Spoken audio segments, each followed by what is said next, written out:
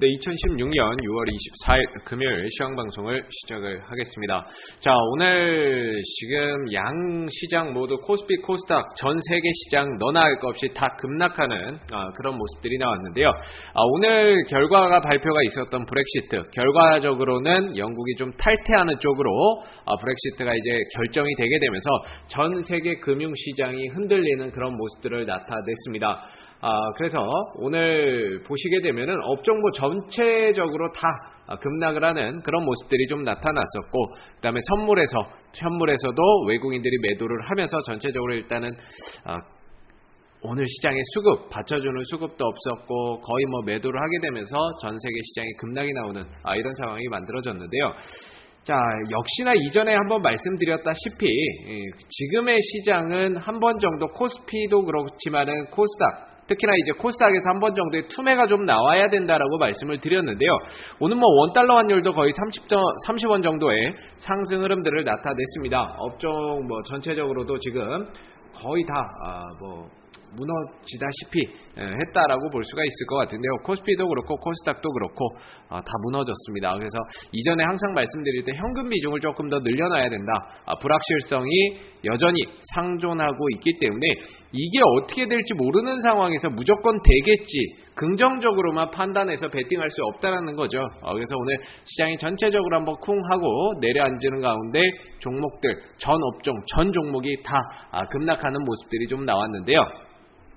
자, 근데 이게 사실 위기라고 보기보다는 역발상의 투자 관점으로 1850 추가적인 하락이 더 나온다라고 한다면 이 구간에서는 적극적인 매수 타이밍으로 오히려 활용을 해봐야 된다라고 말씀을 드렸습니다. 이전에도 2000에서 2050포인트에서는 매도, 반대로 1900에서 1850 이 사이에 들어왔을 때는 오히려 매수의 관점으로 봐야 된다라고 그랬죠. 그래서 7월 달부터 이제 어닝 시즌이 시작되는 가운데 실적이 개선될 것으로 전망이 되는 그런 업종이나 종목들로 하여금은 또 선별해서 매수세가 유입이 될 것이고 저가 매수세가 분명히 들어올 것이기 때문에 오히려 추가적인 하락이 나왔을 때는 적극적인 매수의 타이밍으로 그렇게 보셔야 될 거고요. 역시나 자동차 업종이나 전기전자 업종 이런 쪽으로 해서 하락이 나왔을 때는 오히려 밑에서 좀 잡아 들어가는 적극적으로 위기를 기회로 생각을 해서 적극적으로 잡아 들어가는 그런 매매 전략이 필요할 것 같습니다. 그래서 오히려 시장이 오늘 급락이 나왔지만 이후에 추가적인 좀 더 하락이 나온다라고 한다면 그걸 역이용해서 적극적인 매수 타이밍으로 활용을 한번 해보시고요. 무너지고 난 다음에 급반등이 나오겠죠. 급락이 나오게 되면 반대로 돌아갈 때는 급반등이 나오게 되어 있습니다. 그래서 단기적으로 매매하기에도 오히려 이렇게 변동성이 크고 급등락이 많이 나오는 이 장이 기회의 장이 될 수 있다라고 보시면 될 것 같은데, 지금 현재 유럽 증시도 전체적으로 다 급락하는 그런 모습들이 나타나고 있습니다. 영국 증시도 그렇고 독일 증시도 그렇고 전체적으로 오늘 이 유럽 증시가 지금 시작이 되고 있는데 다 마찬가지로 거의 4%, 5%, 많게는 7%, 이탈리아는 스페인은 거의 10% 가까운 지금 급락이 나와주고 있는 상황입니다.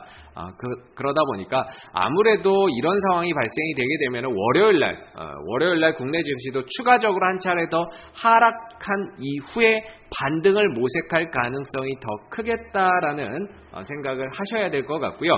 오히려 이렇게 추가적인 하락이 더 나왔을 때에는 바로 이전에 말씀드렸던 개인들의 신용 물량이 출회가 될 수 있습니다. 현재 3조 9천억 원 정도의 코스닥의 개인들의 신용 물량, 거래소에는 3조 2천억 원 정도의 개인들의 신용 물량이 형성이 되어 있는데요. 그만큼 신용 물량이 많은 이런 상황에서 오늘 급락 여파로 인해서요. 앞으로 이 신용 물량의 반대 매매나 다음 주에 이렇게 조금 더 반대 매매 물량이 출회가 된다라고 하면 결국에는 개파락 출발한 다음에 추가적으로 더 밀렸다가 회복해주는 모습이 나올 겁니다. 그래서 이렇게 파동, 순간적인 급락이 나온 상태에서 되돌려주는 반등도 좀 크게 나올 수 있다라는 점을 활용을 하셔서 월요일날 추가적인 급락이 나오고 더 내려온다면 오히려 적극적으로 매수에 나서는 그런 투자 전략이 반드시 필요하지 않을까라는 생각을 하고요. 오히려 만약에 지금 이 브렉시트가 결정이 됐기 때문에 사실 미국의 금리 인상 가능성은 물 건너갔다라고 보시면 될 것 같습니다. 브렉시트가 되게 되면서 미국이 원래 7월이나 늦어도 9월 중에는 금리 인상을 한 번 정도 한 차례 더 하려고 예상을 하고 있었는데 사실 이게 물거품이 됐다라고 봐야 되겠죠. 그러면은 잘해봐야 연말 가서 한 번 정도 하는 수준 또는 금리 인상이 없이 올해가 넘어갈 수도 있습니다. 이런 부분들이 추후에는 또 호재가 될 수 있을 것이고요.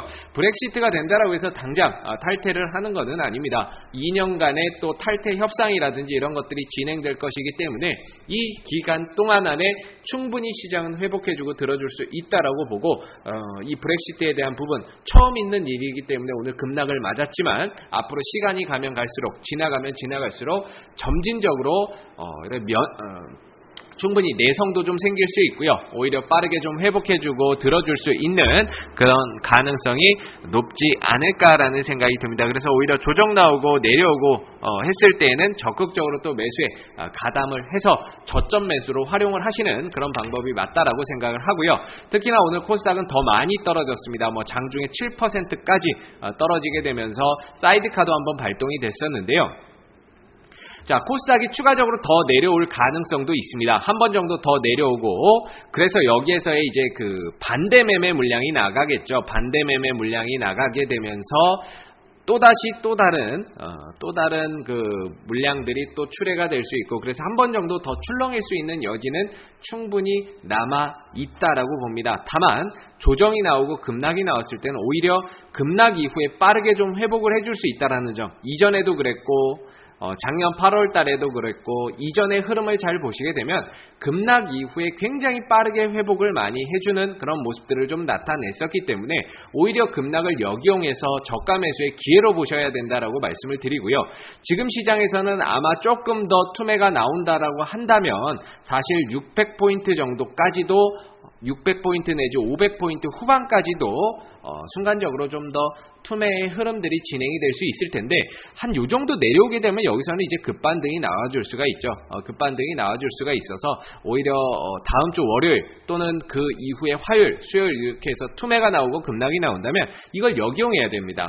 오히려 밑에서 더 적극적으로 잡아 들어가고 공격적으로 잡아서 반등이 나왔을 때 싹 팔고 매도를 하고 나와야 된다라는 거죠. 그래서 다음 주에 600포인트 또는 그 이하로 내려간다라고 한다면 그거는 굉장히 좋은 저점 매수의 기회가 될 수 있다라고 보고요. 무너지면 다시 빠르게 회복을 할 겁니다. 그래서 추가적인 하락은 결국에는 개인들의 신용 물량에 투매를 불러오게 될 거고 신용 물량이 털어져서 나가야 결국에는 시장에 바닥이 온다라고 항상 말씀드리죠.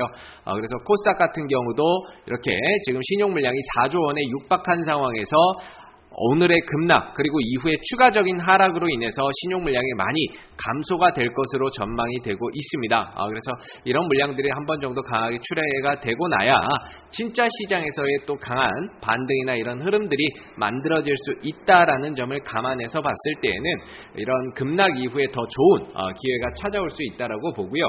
오히려 이렇게 좀 시장 전체적으로 급락을 하게 되면서 밀렸던 종목 중에서 실적주라든지 성장주들 실적주는 OLED 관련 주들에 대한 관심 굉장히 좀 가져볼 필요가 있고요. 테라세미콘이라든지 AP 시스템 이런 종목들 굉장히 또 관심 있게 조정을 이용을 해서 하단에서 또 공략을 들어가는 그런 전략을 분명히 활용을 해 보실 필요가 있지 않을까라는 생각이 들고요. 그리고 전기차 관련주들 항상 좀 관심을 가져야 되겠죠. 코다코라든지 오늘 급락 흐름들이 많이 나타났습니다만은 오히려 추가적인 하락이 나온다면 3,000원대 초반대에서는 오히려 적극적인 매수의 타이밍이 될 수 있다라고 보고 코다코도 실적이나 이런 부분들에 있어서는 상당히 우량한 회사입니다. 이후에 어느 정도 이런 잠재적인 리스크만 좀 회복이 된다. 해소가 된다면 충분히 다시 들어주고 회복해줄 수 있는 그런 종목이라고 보고요. 코디에스라든지 이런 전기차 관련 인프라 관련 주들 추가적인 하락이 나왔을 때는 오히려 기회가 될 수 있다. 이렇게 보시면은 될 것 같습니다. 그래서 오늘 거의 뭐 시장 무너지게 되면서 떨어진 종목들이 굉장히 많습니다. 거의 투매성으로 떨어졌기 때문에 종목의 악재가 나와서 떨어졌다기보다는 시장의 악재로 인해서 그냥 분위기에 휩쓸려서 무너진 거죠. 그래서 추후에 어느 정도 안정만 찾아간다면 결국에는 실적 좋고 성장성 있고 또는 앞으로 이슈가 될 수 있을 만한 재료가 있는 그런 테마주들이나 이런 것들은 이후에 분명히 회복을 해줄 수 있다는 점을 꼭 기억을 하시고 이 투매가 나오고 급락이 나왔을 때를 오히려 적극적으로 매수하고 공격적으로 잡아 들어가는 기회의 장으로 여기셔야 되지 않을까라는 생각이 듭니다. 월요일장 개인들 투매, 신용물량 투매 나오는 거 한 번 정도 더 확인을 하시고요. 그 다음에 아마 화요일 주 초반에는 아마 다음 주는 주 초반에는